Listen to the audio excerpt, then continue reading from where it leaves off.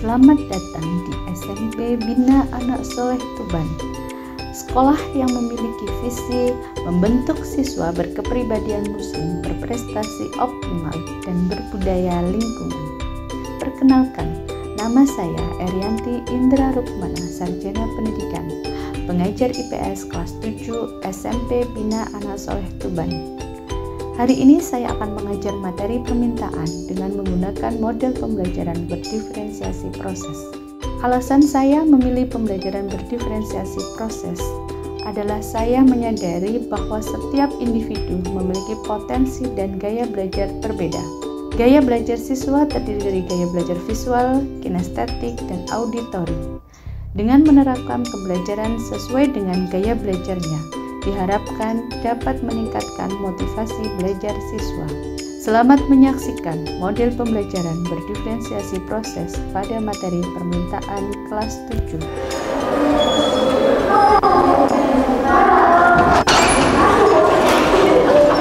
Selamat pagi. Apa kabar semuanya? Baik.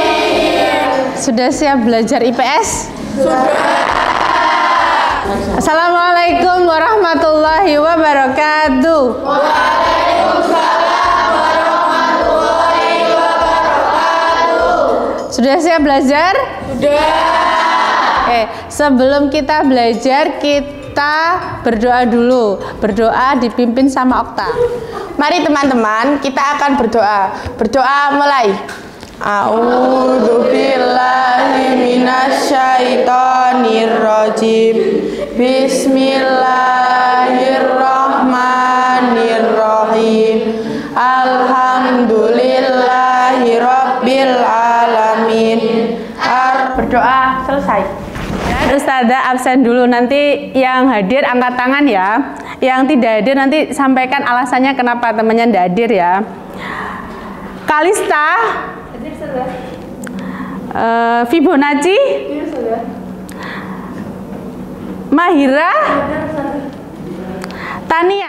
Oke, nah, bagaimana keadaan kamu hari ini? Baik. Ustazah pengen tahu keadaan kalian itu lewat emoticon ini. Jadi gambarlah keadaan hatimu hari ini dalam gambar emoticon. Hatinya sekarang senang, digambar emotikonnya senang. Kalau hatinya lagi marah, ya sekarang perasaan hatinya lagi marah, silahkan kalian buat emotikon marah. Kalau sekarang lagi sedih, silahkan buat emotikon sedih. Ya digambar yang cepat ya, nggak usah yang bagus-bagus ya. Ustazah pengen tahu bagaimana keadaan hati kalian hari ini. Sudah selesai emotikonnya, gambar emotikonnya udah selesai? Sudah. Oke, silakan diangkat, ditunjukkan ke Ustazah. Oke, ini apa? Gambarnya apa? Senyum. Senyum, lagi bahagia. Smile. Lagi apa? Lagi sedih. Kenapa sedih? Rahasia gitu ya. Ini apa ini? Bahagia. Bahagia. Ini? Senang. Oh bahagia. Ya hari ini lagi sedih ya, kita doakan semoga setelah pembelajaran ini sedihnya hilang, rasa senangnya yang bertambah. Oke. Enak. Setiap anak itu punya gaya belajarnya sendiri-sendiri. Ada yang nyaman dengan belajar dengan membaca buku. Ada yang nyaman dengan praktek demonstrasi. Ada yang nyaman dengan mendengarkan penjelasan guru. Nah, sekarang Ustazah pengen kalian mengidentifikasi dirinya sendiri. Ya, siapa yang suka belajar dengan membaca buku, lihat video, angkat tangan. Oke, siapa yang suka belajarnya dengan mendengarkan ustadz-ustadzah menjelaskan atau dengan mendengarkan podcast? Siapa? Angkat tangan.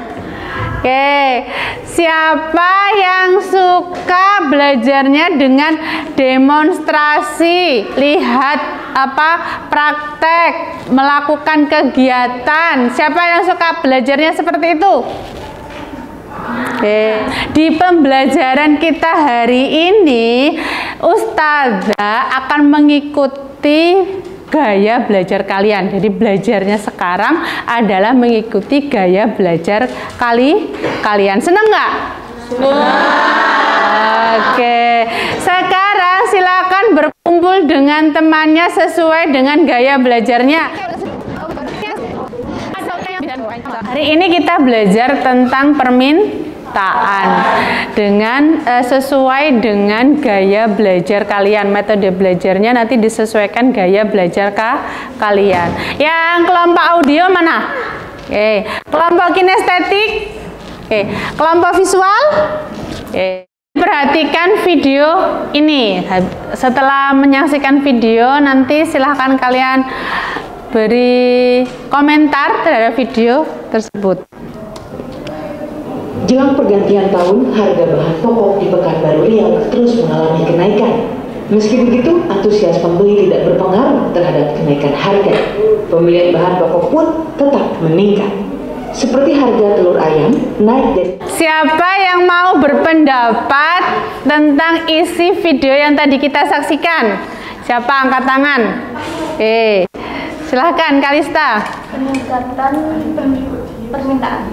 Tentang peningkatan permintaan. Ada lagi? Ya, apa? Silahkan. Kenaikan harga barang yang dipengaruhi oleh pengaruh harga barang yang dipengaruhi oleh iklim. Ada lagi? Oke, silahkan. Kenaikan harga barang yang disebabkan oleh banyaknya permintaan. Kenaikan harga barang disebabkan karena permintaan. Oke, itu semuanya benar.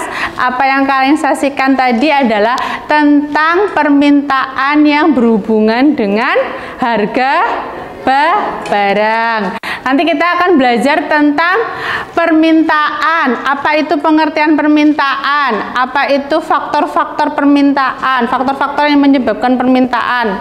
Kemudian kita akan belajar tentang macam-macam permintaan. Kita akan belajar tentang hukum permintaan. Dan yang mungkin baru untuk kalian adalah kurva permintaan. Nanti Ustazah akan bagi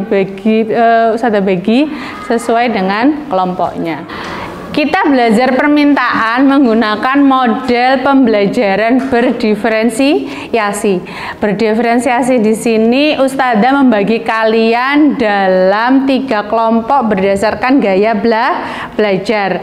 Nah, nanti kalian berdiskusi dengan temennya ya.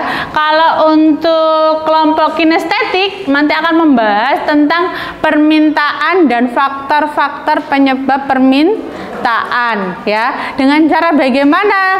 Yaitu dengan nanti praktek. Ada praktek menjual ya. Dengan praktek menjual nanti diharapkan kamu bisa memahami apa itu pengertian permintaan dan faktor-faktor yang mempengaruhi. Kemudian yang kedua, kelompok audio. Kelompok audio kita akan belajar tentang jenis-jenis permintaan dengan cara kalian mendengarkan video di YouTube atau mendengar podcast, mencari informasi lebih banyak di YouTube tentang jenis-jenis permintaan, kemudian ditulis dalam lembar presentasi. Kemudian untuk kelompok visual nanti belajar tentang hukum dan kurva permintaan dengan cara membaca buku, kemudian nanti bisa lihat di YouTube, bisa baca di Google bagaimana cara membuat kurva permintaan dan apa itu hukum permintaan. Nanti apa yang sudah dipelajari ditulis di lembar presentasi ya. Setelah nanti diskusi dipresentasikan ke depan, dijelaskan kepada teman-temannya. Oke, paham? Oke, silahkan kalian keluarkan kertas untuk lembar presentasinya dan silakan dibuka untuk laptopnya media yang sudah dibawa.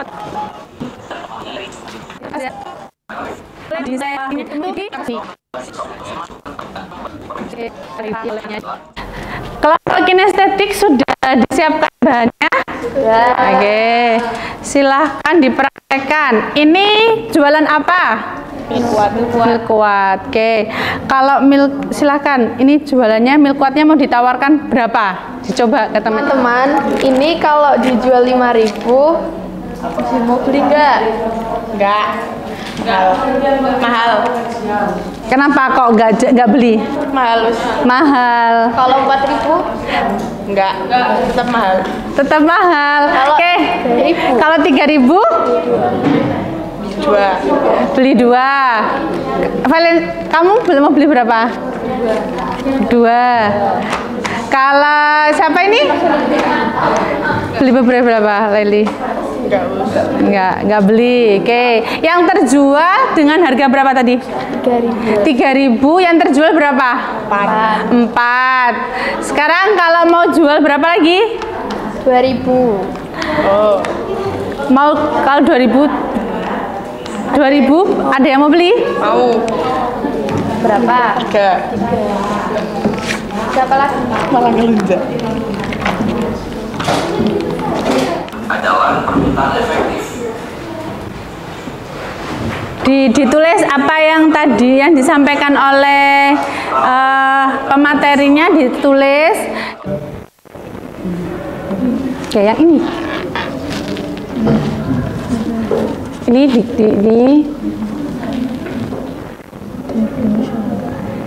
ya. Oke.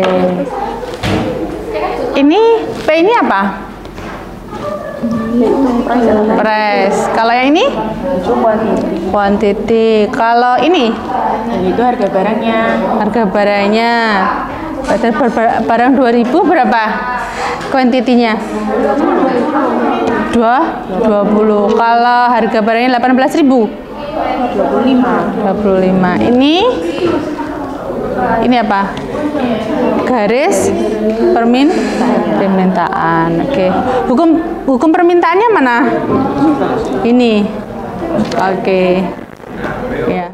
Kalau mil kuat dijual dengan harga di bawah normal berapa? Kalau bawah normal? 1.000. Kira-kira kamu mau beli berapa? Satu kardus. Ya. Gitu. Berarti lebih banyak ya? Iya. Di sini bisa kalian tarik kesimpulan apa? Harga mempengaruhi permintaan. Oke, harga mempengaruhi permintaan. Jadi jumlah barang yang diminta itu selalu berhubungan dengan harga. Kamu tadi harganya 5.000 ya. Ternyata mil kuat harga 5.000 kamu nggak beli, ya kan? Tapi ketika harga mil kuat normal 2.000 kamu beli, ya. Tapi kalau harganya malah di bawah normal, harga 1.000, malah belinya lebih banyak. Jadi bisa ditarik kesimpulan bahwa permintaan itu adalah apa? Tingkat keinginan dengan suatu barang yang apa? Permintaan adalah tingkat keinginan barang yang diminta sesuai dengan harga barang yang diinginkan. Oke, tingkat permintaan suatu barang yang berdasarkan harga barang yang diinginkan. Oke. Sekarang silahkan kalian tulis di lembar presentasi.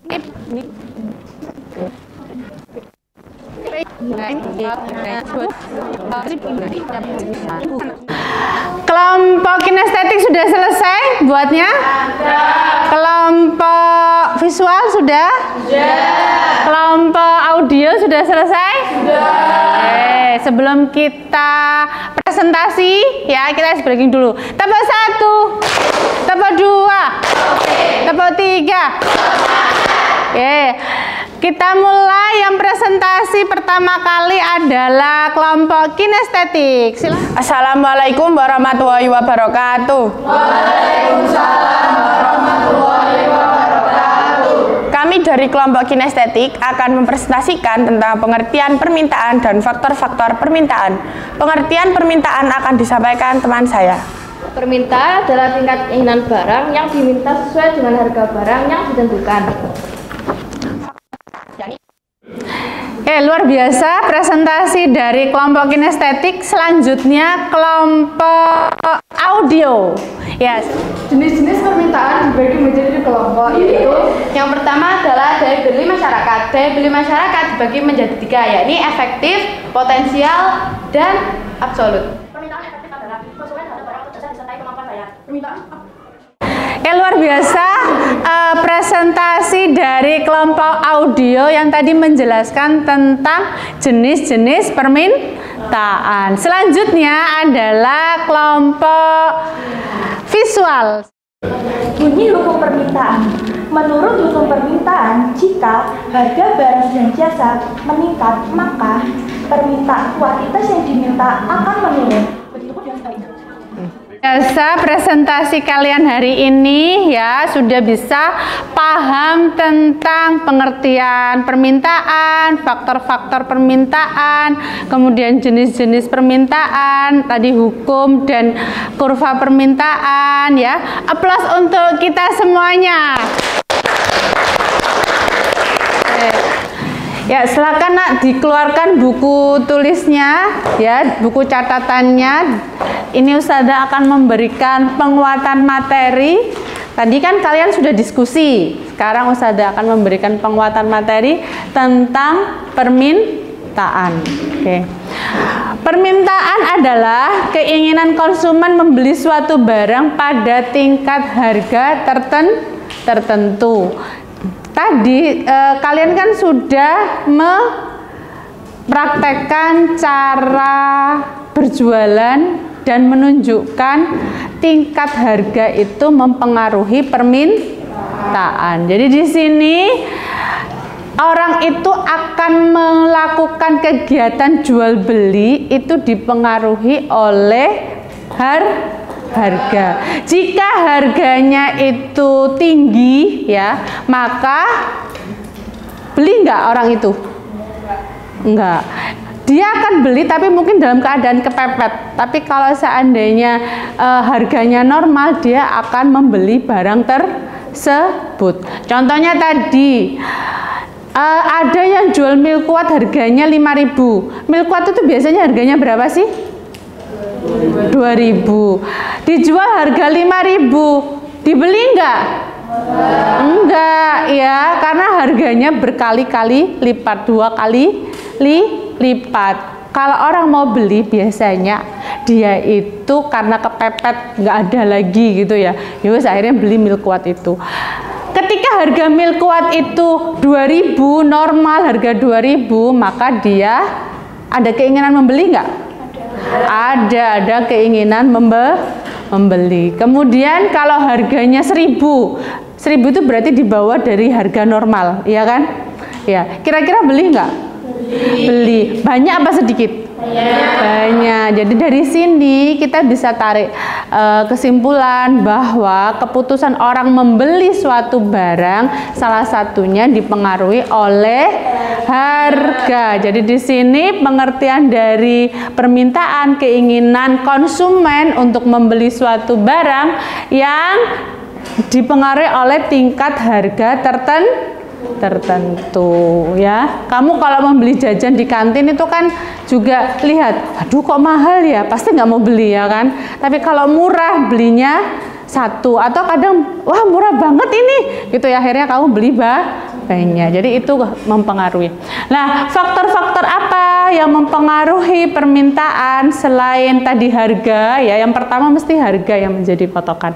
Kemudian jumlah pendapatan. Ya, uang saku kamu berapa ya? Orang yang uang sakunya lebih banyak dengan yang sakunya sedikit berkeputusan untuk membeli itu juga berbeda ya. Yang uang sakunya banyak dia mampu dengan membeli harganya agak mahal sedikit, dia akan membeli barang tersebut. Kemudian Kemudian jumlah penduduk. Semakin banyak jumlah penduduk, maka akan mempengaruhi jumlah kebutuhan. Ketika kebutuhannya itu banyak, maka juga akan mempengaruhi permintaan. Ya. Kemudian perubahan selera. Setiap orang punya seleranya sendiri. Ada yang suka seleranya, ada yang suka asin, ada yang suka manis, ada yang sukanya yang gurih-gurih. Nah, itu adalah selera. Jadi kita tidak bisa menyamaratakan jadi selera seorang itu. Contoh, Kalista ke kantin ya, belinya risoles ya, karena Kalista seleranya adalah yang asin. Farah ke kantin belinya roti bakar. Kenapa? Karena Farah sukanya yang manis gitu. Farah dipaksa untuk beli risoles, beli ini toh, risoles toh gitu. Kenapa nggak mau? Lah aku nggak suka kok, aku sukanya yang manis. Itu adalah selera. Dan itu adalah berhubungan juga dengan keputusan untuk membeli barang. Selanjutnya adalah perkiraan dan harapan masyarakat. Apa itu perkiraan dan harapan masyarakat ya? Kalau besok BBM itu naik, maka hari ini, malam ini sebelum pukul 12 ya, mungkin yang namanya pom bensin itu akan penuh dengan orang membeli bensin. Sama halnya ketika dulu pertama kali ada COVID, orang diminta untuk beli masker, hand sanitizer, apalagi face shield, apa lagi disinfektan ya, benar nggak? Ketika itu apa yang langka? Masker. Orang-orang itu pada berbondong-bondong untuk membeli masker. Karena apa? Takut mungkin bulan depan itu ada ini ada COVID. Jadi akhirnya harus beli masker untuk persiapan. Ada yang beli hand sanitizer, sampai hand sanitizer di supermarket langka seperti itu. Kemudian ada harga barang pengganti. Jadi faktor yang mempengaruhi harga barang pengganti dan harga barang komplementer. Komplementer itu apa sih? Barang pelengkap ya. Jadi di sini contoh kalau kompor dengan LPG. Kalau kompor dan LPG, kalau suatu saat ada perubahan bahwa kita semuanya harus pakai kompor listrik, kira-kira harga LPG tinggi apa rendah? Rendah. Kenapa?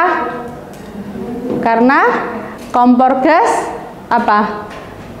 pelengkapnya adalah LPG. Ketika tidak ada kompor gas, maka LPG-nya akan harga LPG akan turun. Jadi nanti orang-orang pada akan beralih ke listrik dan listrik akan naik. Itu bisa jadi seperti itu. Itu namanya barang komplementer. Jadi ketika ada kebijakan pada salah satu hal, maka yang melengkapi barang yang melengkapi itu juga akan mengalami penurunan harga. Kenapa mengalami penurunan harga? Ya karena permintaannya dia turun seperti itu ya. Untuk memberikan pemahaman yang lebih lagi kepada kalian, silakan dikeluarkan ular tangga yang tadi Ustazah bagikan. Kita akan bermain ular tangga. Silakan dikeluarkan.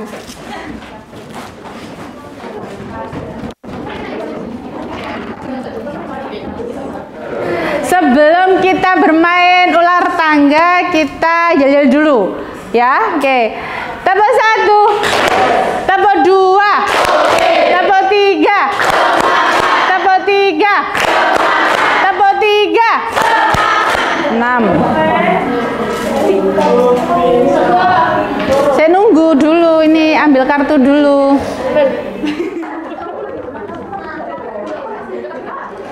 Sudah ya nak, tangganya sudah selesai semua? Sudah.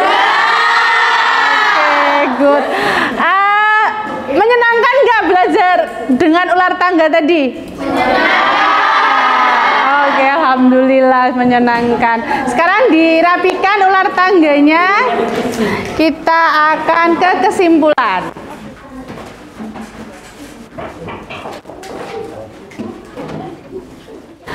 Ini sudah terakhir materinya ya.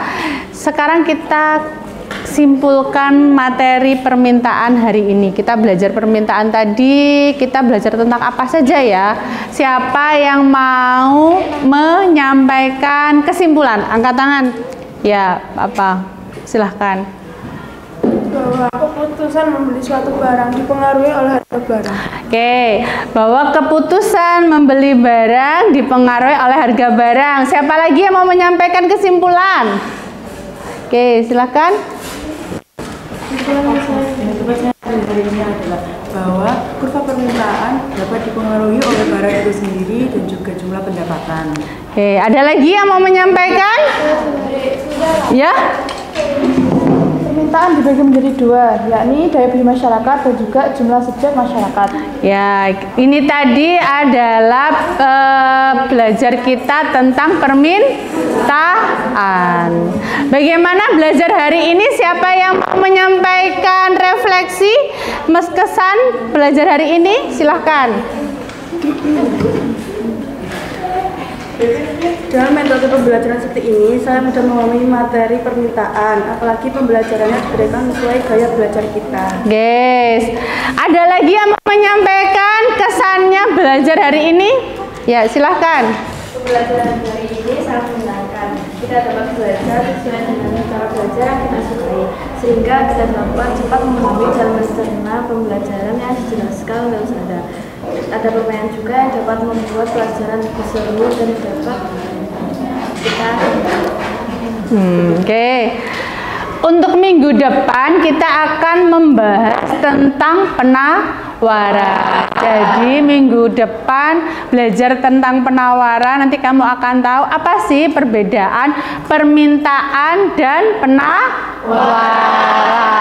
Ya, jangan lupa minggu depan belajar dengan sungguh-sungguh. Ya, Ustadzah akhiri sampai sekian. Terima kasih. Wassalamualaikum warahmatullahi wabarakatuh. Waalaikumsalam.